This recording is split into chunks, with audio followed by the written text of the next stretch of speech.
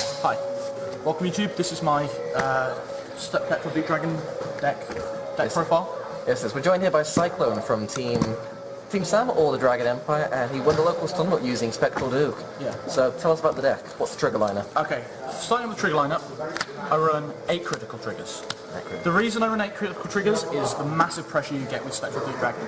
If your opponent, when you get your opponent to 4 damage, which is extremely likely and will happen pretty much every game, it gets to the point where they have to drop the guard. They can't not guard Spectral Duke on the attacks. Okay. Also, Spectral Duke being a restanding vanguard, having a second crit really helps. That is. Because it just adds pressure and means they have to guard. I also run 4 draw triggers, and draw triggers are great in Spectral Duke Dragon because you need to replenish your hand. With its cost being so heavy and retiring 3 units when you attack, having draw triggers to replenish your hand is really sweet. Also, early game, it's a good thing to sacrifice for the right chain, which I'll explain later. Fair enough. Earlier? Damn. Okay. And the obligatory 4 heal triggers. Good in every deck, stop you from dying, etc. That's good though, it seems like a standard trigger lineup. It's a very standard trigger lineup. The reason I'm running so many different of each trigger, so like 2 different types of draw triggers, 3 different types of crit triggers. Just to mess with people, really. It is to mess with people, as Inferno said. Okay. Grade 1 lineup. Grade 1 lineup. It's fairly simple. For the right chain, grade 1, Scout of Darkness Water. It's perfect. In my opinion, this is the second best right chain out. First being the set 4 right chains. Set 4 right chains is really important. But when you get the ride off, searching the top 7 for grade 2 or grade 3, really good. Oh, that's that sound. And the other thing about this right chain is the effect of Vortimer, which you sacrifice a unit to superior call 2 units. So it's a +1, which is always good in Vanguard. And also, there are gold paladins have a lot of superior call effects. Okay, so that's what the fox says. Grade 1's fairly simple.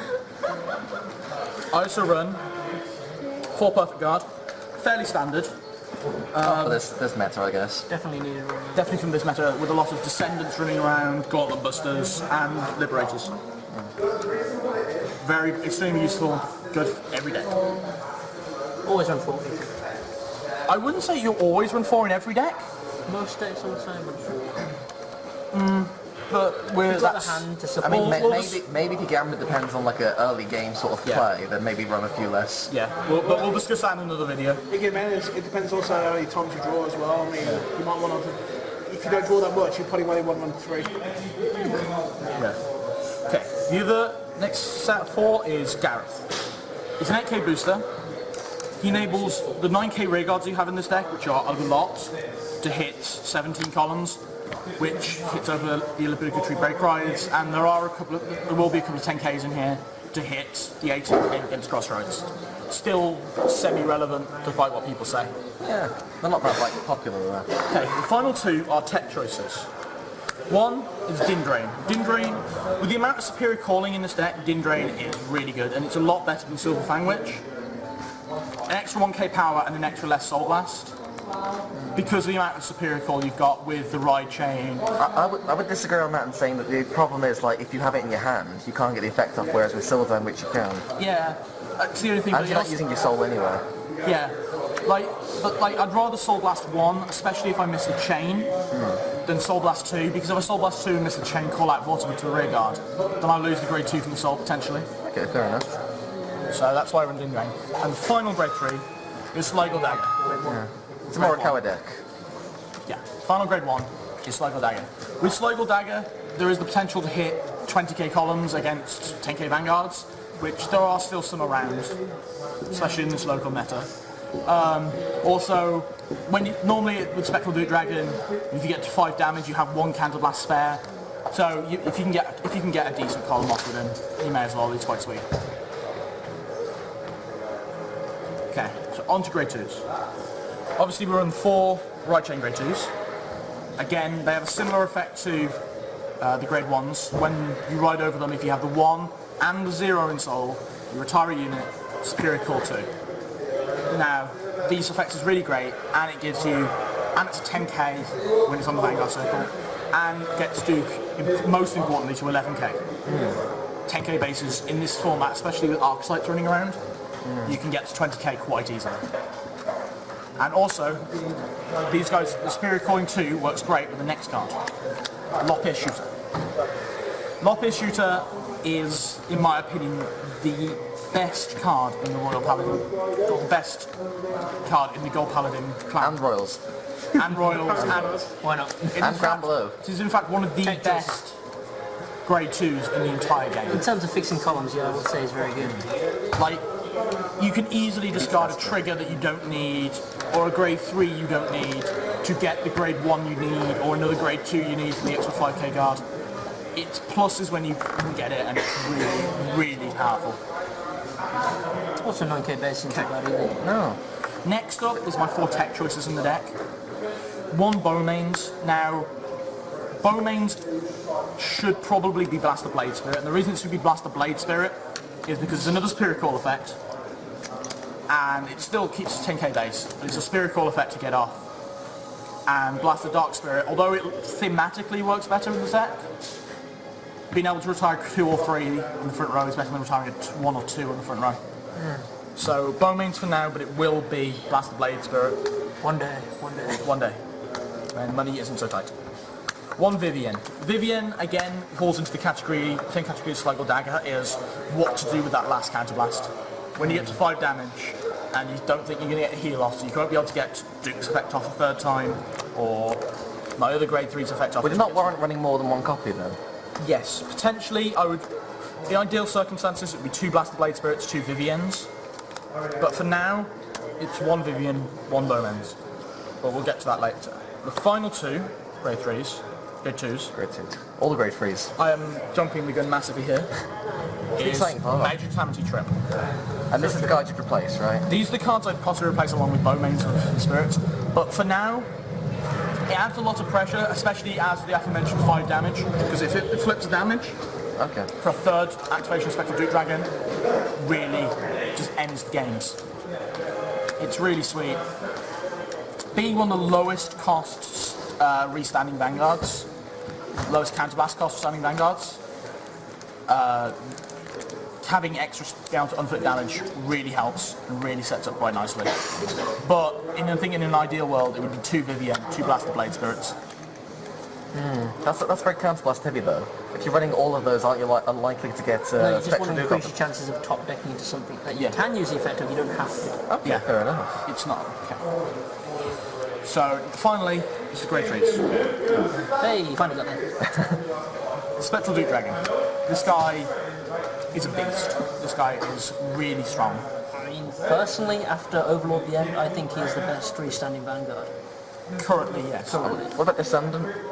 Descendant, you get strength from your hand. And Descendant, the attack has to miss, whereas this guy is just end of battle. Also, the ride chain really helps, especially if you get the chain off in full. Being able to Superior Call effectively 4 units from the deck, you can. It's a lot easier than Descendant, because Descendant you don't get any inherent pluses inbuilt. With Duke you do get the inherent pluses, so that's what I think pushes it over and powerful as that. The only thing Descendant has over Spectral Duke is a constant 11 base. That is a And guarantee. he doesn't lose Twin Drive. And it doesn't lose Twin And Drive. he gets another crit when he stands back up. Yeah. It's silly. So yeah, but Descendant's a Power good game creep, ender, yeah. but Duke is still a good, very good. I think now Kami has the right Duke- pressure in the deck either way. Duke is really, really strong, and in my opinion is the strongest Gold Paladin deck out there, to say. Yeah, he won Worlds last year. He won Worlds in 2012, can't be that bad. Yeah. Next, got a couple of tech choices. First is Gancelot, the Breakaway. He is a fairly new addition to the deck, with the he's an 11k base Vanguard at all times, which is especially good if you do not get the ride chain off. And then when you do finally ride Duke, attacking again for 20,000 on his own, or 21,000, without triggers, really a lot of pressure to put on someone. So, 1 Gantt slot in there only at the moment. I'm not sure, I might tinker with a couple more. I think probably worth testing a few at least. Yeah, it's worth testing a few. They're hard to get hold of. But Yeah. the reason I'm only running 1 at the moment is for the next card, Crum Jailer Dragon. So there's times in Vanguard where you're playing with Spectral Duke Dragon and you get in there and they don't have a perfect guard, but they have enough guard to 2 to pass your Vanguard and 1 to pass the second stand. With Chrome Jailer and his Counterblast, 10k in a crit. This is a lot cheaper than Phantom Blast Dragon, which is the kind of what's parodying. So It's kind of last 2 as well. yeah, it's Counterblast 2, so it's better than and Retire 2, so 10k in a crit. Also, Solar Blast is really great if you don't get the right chain off either. I know there's only 2 copies in here, but like in the original build there is 3. Possibly even 4 if I want to cut down a grade 2. But he's an excellent backup choice for Spectral Duke Dragon. He can put out a lot of pressure and force to guard, and he can be used to neg minuses that he or Spectral Duke Dragon create. As you'll see in one of the videos of the tournament, I managed to get the effect off and it was a great effect. And then rewriting Duke again next turn. I hope we have that. We'll definitely upload the tournament footage, the finals as well tonight. Yeah. So that's my deck, ladies and gentlemen. It does need a few twists and tweaks in places, but at the moment, Hey, win your tournament, don't you? it won a tournament and it's still really strong. What would you fairly say is old-ish your decks, it's weaknesses not to the bad. deck? Okay, weaknesses is that there is a lot of 10k base Vanguards. If you miss the chain, you get against Archetype decks, especially if they run 8Ks, you can hit 20 columns and it will destroy you. The other weakness is if you don't get the chain off and go too heavy on Spectral Duke Dragon and Chrome Jailer's effects, you end up with nothing left to attack with or defend with. So it's just about knowing when to play conservative, when to Yeah. play aggressive. It's a deck that once you master it, it works really well. But if you make mistakes with it, it costs the game. Okay. So that's what you're going to bear in mind with this deck. But other than that, I would recommend Spectral Duke Dragon over a lot of decks. I would definitely recommend it over Platinum Ezel. I imagine it's quite cheap now, actually. Spectral Duke Dragons now, I've seen them for 10, Chrome Jailers are 10, and Gancelot should be at the trial deck.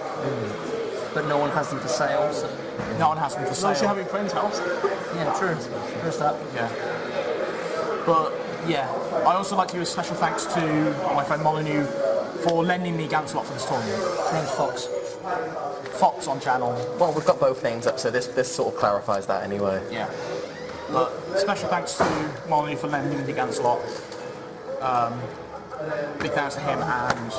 Oh, that's my deck, ladies and gentlemen.